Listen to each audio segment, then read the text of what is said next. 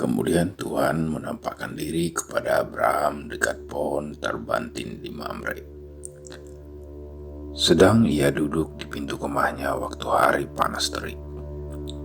Ketika ia mengangkat mukanya, ia melihat 3 orang berdiri di depannya. Sesudah dilihatnya mereka, ia berlari dari pintu kemahnya menyongsong mereka. Lalu sujudlah ia sampai ke tanah, serta berkata, "Tuanku, jika aku telah mendapat kasih Tuanku, janganlah kiranya lampaui hamba-Mu ini. Biarlah diambil air sedikit, basuhlah kakimu dan duduklah beristirahat di bawah pohon ini. Biarlah ku ambil sepotong roti, supaya tuan-tuan segar kembali. Kemudian, bolehlah tuan-tuan meneruskan perjalanannya, sebab tuan-tuan telah datang ke tempat hamba-Mu ini." Jawab mereka, "Perbuatlah seperti yang kau katakan itu." Lalu Abraham segera pergi ke kemah mendapatkan Sarah serta berkata, "Segeralah ambil 3 sukat tepung yang terbaik, remaslah itu dan buatlah roti bundar."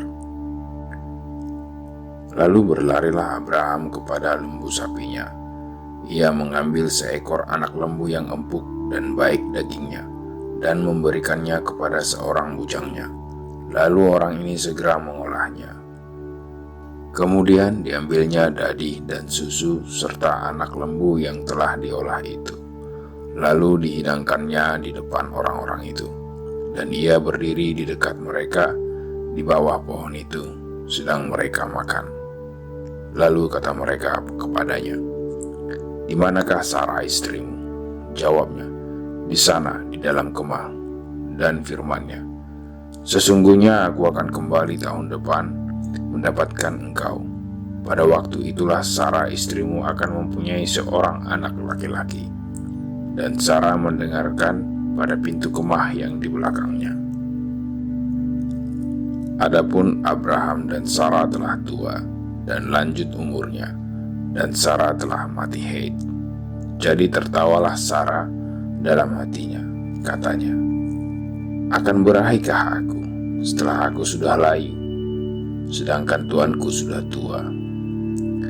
Lalu berfirmanlah Tuhan kepada Abraham, "Mengapakah Sarah tertawa dan berkata, Sungguhkah aku akan melahirkan anak sedangkan aku telah tua?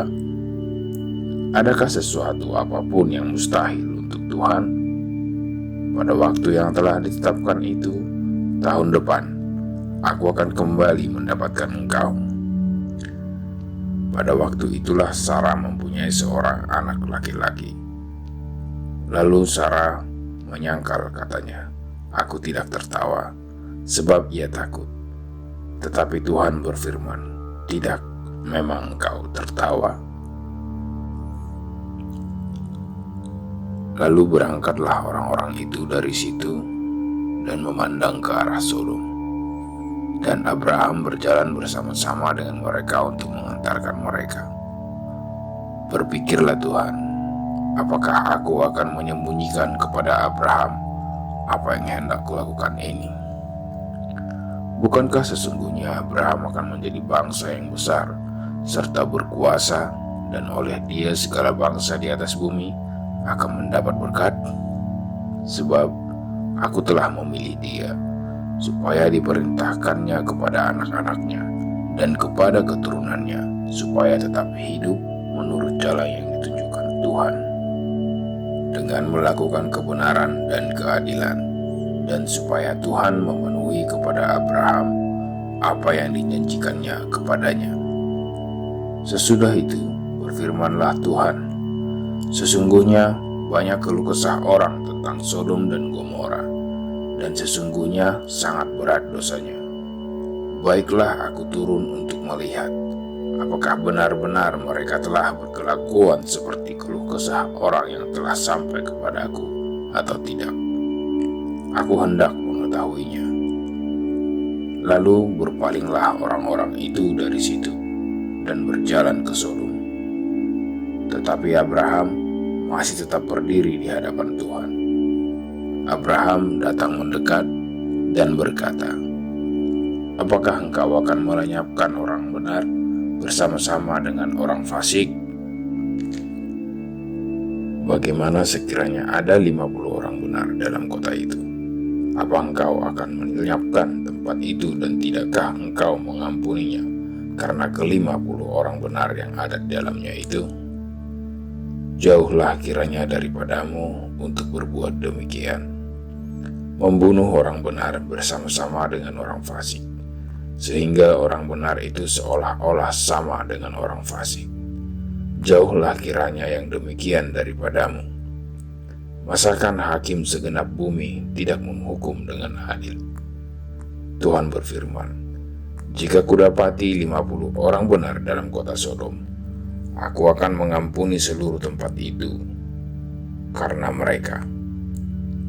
Abraham menyahut, sesungguhnya aku telah memberanikan diri berkata kepada Tuhan, walaupun aku debu dan abu.